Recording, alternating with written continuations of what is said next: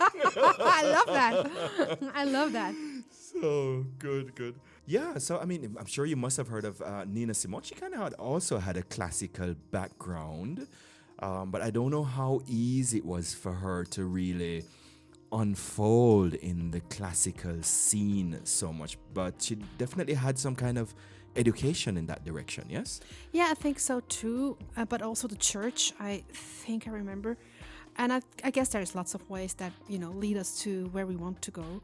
And it's not just one way, it wasn't my way. So I had to find another way to, work with language and stories, how to tell stories on stage. And yeah. Hi there. That was actually a preview of the upcoming interview with a dear friend and work colleague of mine, singer, songwriter, and vocal coach, and author of 2 books, Akzentfrei Deutsch sprechen und Akzentfrei Englisch sprechen, the lovely and talented Miss Nathalie Claude. Herzlich willkommen zum English Coach Podcast, präsentiert von trainingtree.de, die personalisierte Lösung im Bereich Erwachsenenbildung. Und jetzt dein Gastgeber, iAntonio Patterson. Welcome to another episode of the English Coach Podcast, where I attempt to add a splash of color and life to your learning experience by inviting you to live the language. Where it's all about learning to dance with the language, where learning doesn't have to feel like work, and where I help you to help yourself not only to learn, but also to hold on to the things you've learned. In today's episode 13, we look again at the lived experience. I get to interview Nathalie. In this, the first of a 3-part interview, where we share insight into some of the real things that drive a practicing and accomplished language professional and artist.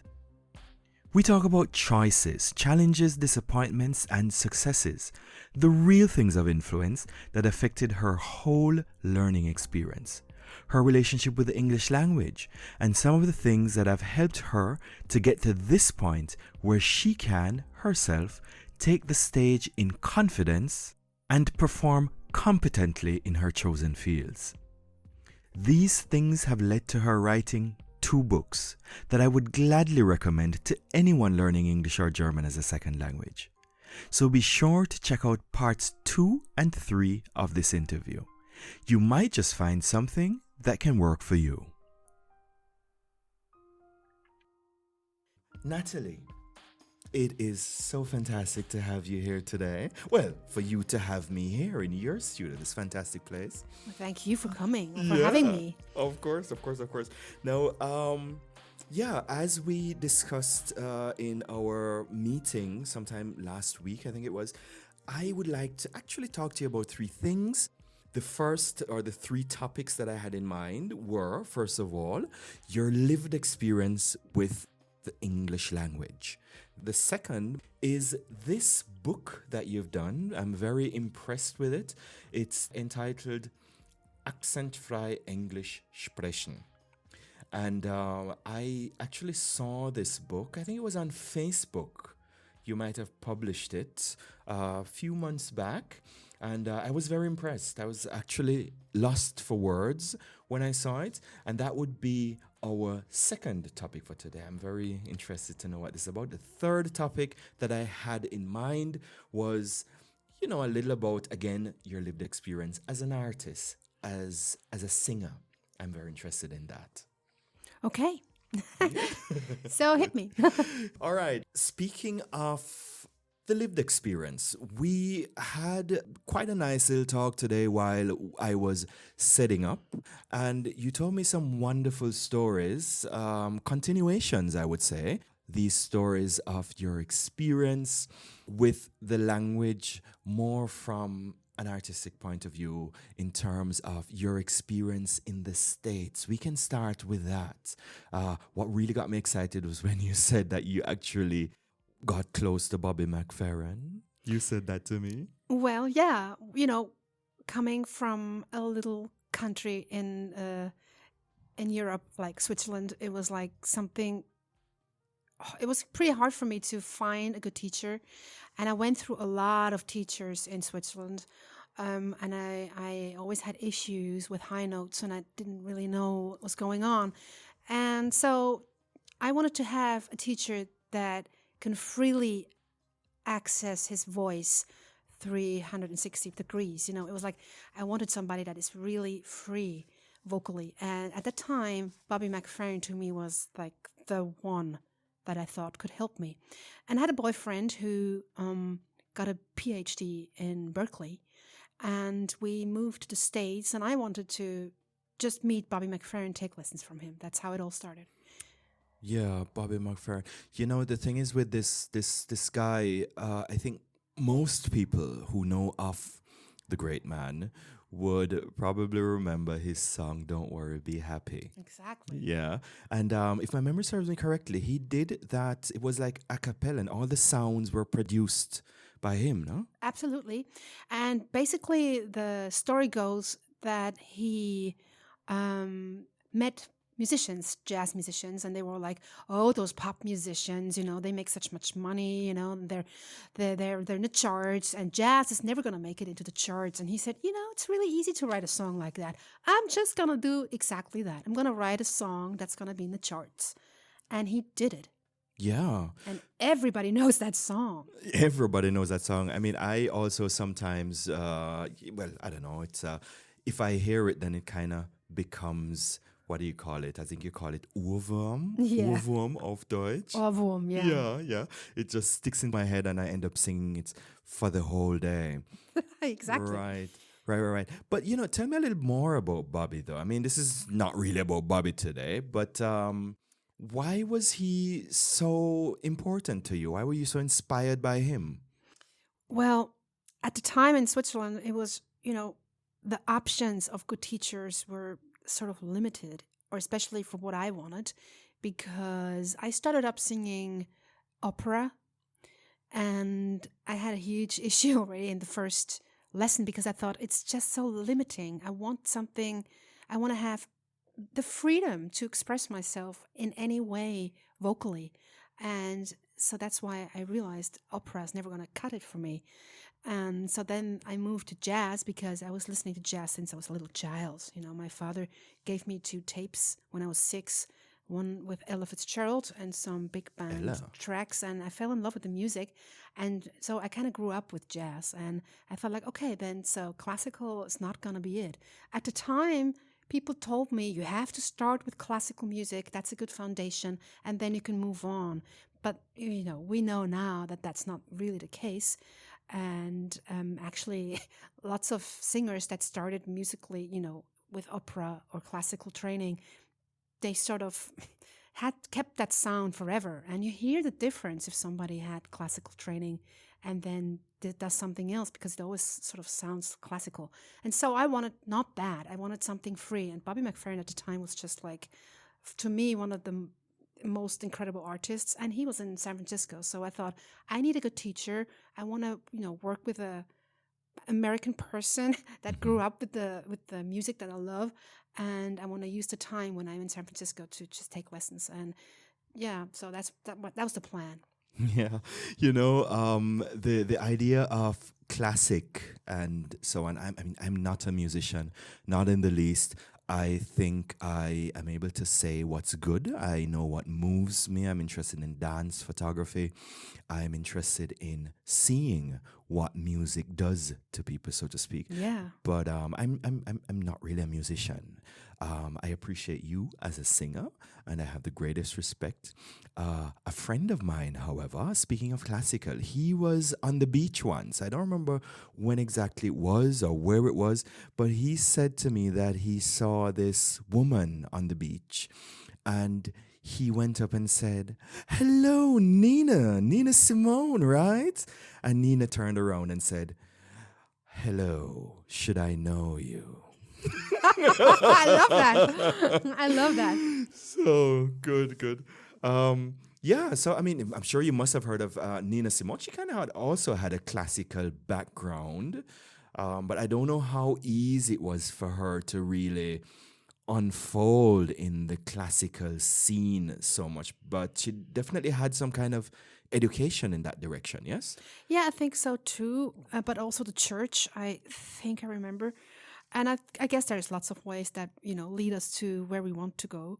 And it's not just one way, it wasn't my way. So I had to find another way to, work with language and stories, how to tell stories on stage. And so I wanted to do this with Bobby McFerrin, but he really, this is the truth. When I moved to San Francisco, I had to wait in customs, and there was a paper, like a daily paper, lying on some chair, and I just grabbed it to check out the city, and the headline was, Bobby McFerrin is leaving us. Oh my God. And I thought, like, what the hell? What's going on here? This is not right. This is really wrong. And somehow you moved to Nevada or something. I don't remember really. I think it was, somewhere hot. So hold on. Let me get this straight. You moved all the way there, and as soon as you got there, you got the news that he's leaving? Yeah. Oh my God. And I felt like, okay, so I have to start from scratch. This is not a good plan. I have to find a new plan. And so I, at the time, you used to find musicians through the paper. It's true. So there were listings, and there was this blind guitar player who's looking for a singer. And I called him up and I said, well, I'm a singer. I'm new in town. I'm looking for a guitar player and for gigs. And he's like, yeah, okay, come on over. And I just did that. I went over to a completely strange person that I've never seen before, went to his apartment. He actually was blind, so it was all good. But if my daughter would tell me this, I don't have a daughter, but if I would have a daughter and she tells me, I'm just going to go to that blind person and rehearse a few songs, I would probably freak out as a mother. But at the time, at the time it was cool. I just went there and we rehearsed a few songs, and I think a week later we had our first gig. So that got me to my teacher, because the gig I played was in a pool place, and there were just like guys with tattoos and big beards and loads of like bikes outside. And what kind of place was that? It was really a weird spot to sing on a Sunday afternoon for tea, and they would play pool and we would sit in the corner and I would sing. And I thought, okay, if that's gonna be my gigging area, this is really weird. Tattoos and tea. And it was like Hell's Angels types of guys. Oh. And they scared me because nobody would laugh, nobody would be friendly, until at the first break, this guy comes up to me and I thought they're just going to kick me out and say, like, we don't want to have jazz in here. Are you crazy? We need some, heavy stuff. But that's not what he said. He came up to me and was like, you sound really good. I like your voice, but you need training. I like your voice, but you need training. And I'm like, yes, I'm dying. I'm dying for good training. It was impossible to get what I wanted where I come from, and I'm looking for that. And he's like, okay, let me, give me your number, and I'm going to get back to you, and maybe you can meet my teacher. And that's how it all started. That's good. That's good. I mean, I would not have expected that kind of support. I mean, you said, well, you went in this place, you didn't think they would even smile with you or anything like that, but you got some good support. Yeah, they were really nice after that. Yeah, that's good. Well, I haven't been to a bar. Well, actually, yes, I think there are maybe one or two bars that I in Kreuzberg in Berlin, where it's kind of, the biker flavor is there. Yeah. And what I find from my experience is that, these guys tend to have very good taste in music. It's interesting, yeah. Yeah, it's very, very interesting indeed. All right. Well, actually, we are talking about the lived experience. Yes, as we kind of drifted into this topic somehow. And I take it that when you got there, you had just come from Europe. Yeah. Yes? Yeah, I grew up in Switzerland. Mm-hmm. And I came straight from Switzerland to the States. Okay. What part of Switzerland are you from? From Bern, the capital. Oh, okay. I always hear of the beauty of that city. Yeah, it can be pretty. It can be pretty. I've been to St. Gallen. Yeah, I think. very yes, different. I've been there. And where is that again? Is that just on the German border? Is it? No, it's actually pretty much I would say in the middle, but it's close to the French part of Switzerland. Aha, okay. So that's why there's a lot of French, influence. Influence in Bern, yeah. Okay. Do you speak French? Yeah, I do. Oh, fantastic. I think that language is so lovely. Yes. Yeah, it is. I don't think that there is anything that you could say to me in French that wouldn't sound inviting. I'm not gonna go there. All right. We're gonna leave that alone then. All right. Now, coming straight from Europe to the US, ending up in an interesting bar, meeting some interesting personalities, finally hooking up, yes, as you said, with this blind guy, your first gigs and so on. Yeah, I mean, of course, I'm interested in your what do you say, your experience with the language, English. I mean, there you're speaking English, of course. How did that evolve somehow, or let's say, how did that lead to what you're doing now? Well, the thing was that as a child already, I fell in love with the English language. But at the time, I think I started in 7th grade or something that I could start English because French was our second language and we had to all learn French first. And so I was really craving the language, and I loved the language. I loved the books. I loved the music. I was totally into the American, book of standards and so on, and the literature. And after school, I did an apprenticeship as a bookseller. In Germany and Switzerland, this is a big thing. I don't think this job actually exists anywhere else, but it existed at the time when I grew up, and that took me 3 years, and then I went to England for a year, or almost a year, and I really always wanted to get rid of my accent, and people would tell me, well, your English is so good, don't worry about the accent, it's no problem, we understand you. And I took lesson after lesson, and I worked with dialogue coaches, and I took audio lab sessions, and so on and on and on, and I always sounded, weird, and I never knew why. And I thought I sounded pretty authentic, but I think actually it was the opposite. And I had a real issue with this because when I moved to the States, people would always ask me the first thing after one sentence. They would always say, "Hey, where are you from? You sound cute."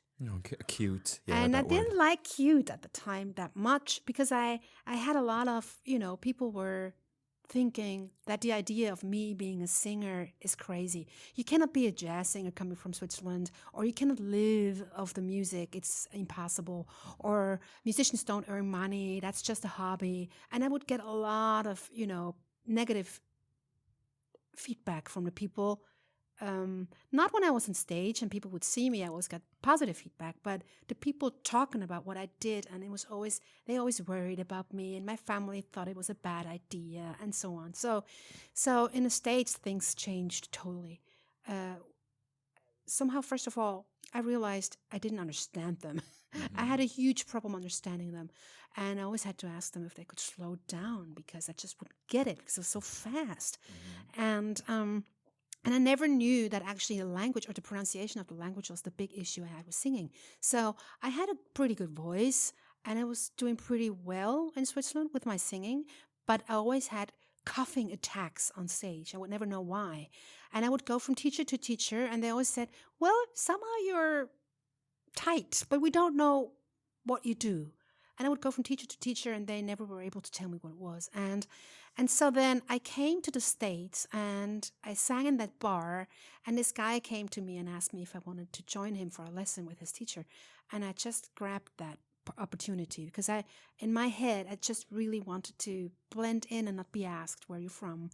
You're cute. That sort of, I understand this cute thing, this idea of, it's kind of deprecating. Yeah, I felt I'm not taken seriously. You're not taken seriously at all.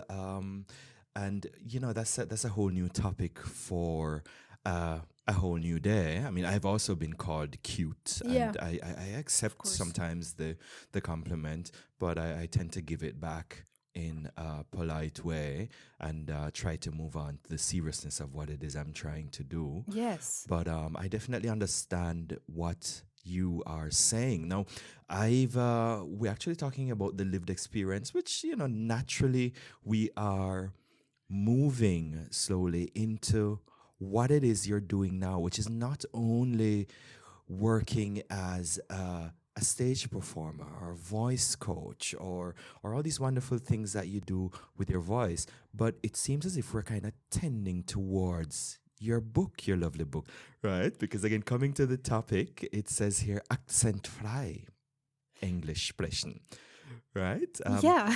That experience, obviously helped you and inspired you in this direction. Tell me a little more about that and how you got to this point.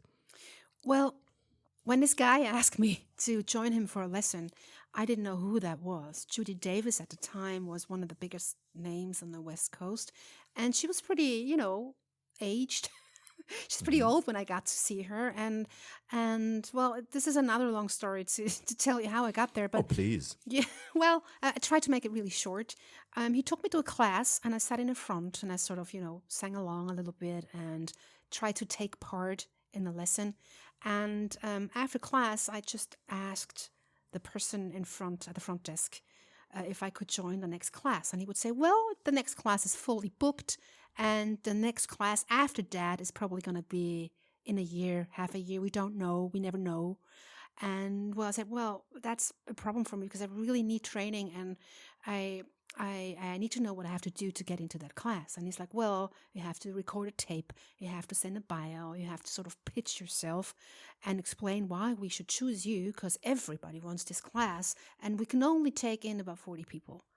Mm-hmm. And the class is booked, so never mind. And I'm like, but please, I need to know the next date when the next one is starting. And he said, well, okay, I'm going to check with Judy and I'm going to come back. Mm-hmm. And he let me sit there for an hour. I waited for an hour and he came back and was this Indian guy with like black long hair and he looked scary. And he's like, oh, you're still here? And I'm like, yeah, I'm waiting. And he's like, well, it's your lucky day. You're allowed in the booked, in a sold-out class, Mm-hmm. and you can start next week because Judy thinks you got talent. She thinks you got talent. Yeah. Or she thought at the time. Yeah. Well, obviously, she was right. Well, I don't know about that, but that got me into this class. And the first thing she told me when I met her and shook her hand, she was like, darling, you sound pretty, but your English is awful. We have to do something about the pronunciation. That's terrible. That's terrible. And I was like, yeah, please help me. I don't know what I'm doing and I need training. And she's like, yes.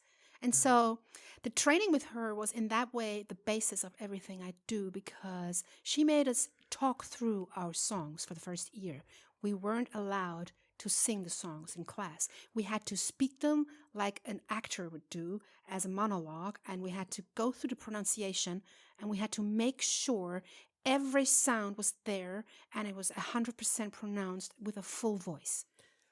That I find quite interesting because while reading your book, I noticed you made mention of the fact that you were not allowed to sing in the first year, first of all, and you also made mention of the importance of first impressions, not just appearances, but also the voice. I never thought of that. To be honest, I have never really paid so much attention to that. Usually when we speak of first impressions, many of us focus on the appearance, the outward appearance, but not the voice. But now you're telling me, you told me about this Indian guy that was big and strong and long hair. Yes. Yeah, and he made you pay attention, which was not necessarily Yes. a bad thing. No, But he was very nice. You're telling me two definite things that I actually wrote it down to ask you about because I needed clarification. She actually didn't allow you to sing for the first year, and she told you from just from the first impression that your accent was. What exactly did she say? Awful. Oh my I God. think were her words. But it had to do with something that I did, and I think everybody can relate to that.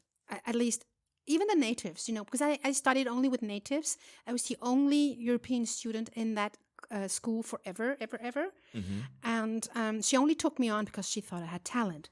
And she said that my R, the pronunciation of my R is sort of killing the sound of singing. And because R is actually happening in the language a lot, I think this is the biggest issue for all of us, that we try to work with non-natives that try to work with the English language because R is just so hard to do. And the way I got, R was taught to me in school, that was the biggest thing because my teacher told me, you have to roll the tongue back as far as you get. And that's where R happens. And I remember that so well because You know, it was a big thing for everyone because we all had issues with R. And I had this Kermit the Frog R. Okay. And when I sang with that, of course, it killed me. You know, it was impossible to sing with this.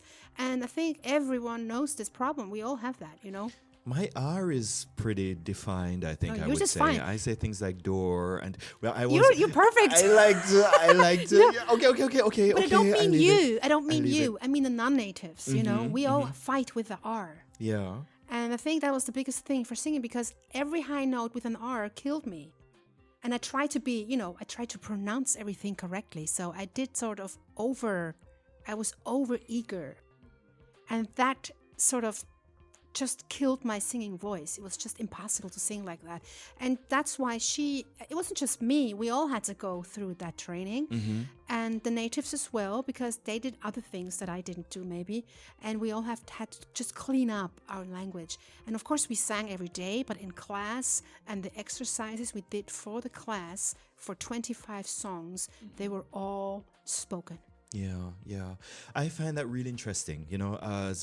We use the word interesting quite a lot, but in this case, I really do find it interesting because what has happened is that from your adversity with this woman who found you cute and you didn't like it, not because you whatever, you know, I don't know. You didn't actually say she found you cute, but she didn't like your accent, and you took it. Not necessarily personally, but seriously, such that you paid closer attention, and it has led you to structuring an offer now that is helping other people with the same kind of challenge. I find that fantastic. With a small win is always a good way to begin. Okay, then we've come to the end of this episode 13 of the English Coach podcast. Feel free to check out the show notes for this podcast at www.trainingtree.de/podcast. Like it if you like it, and if you don't, lie to me. Just kidding. But still, feel free to share it with a friend, post a rating, or better yet, give meaning to the things you think about the show by using the feedback form to tell me personally what you think. This will help it to help you as it is intended to do. Subscribe only if you feel like, so you know when there's a new episode available. This episode was self-sponsored, but I'd like to give a resounding shout out to everyone who helped. Everyone who was involved with the production of this episode today, not the least of which, Miss Nathalie Claude. Be sure to check out her website at www.klangewin.de.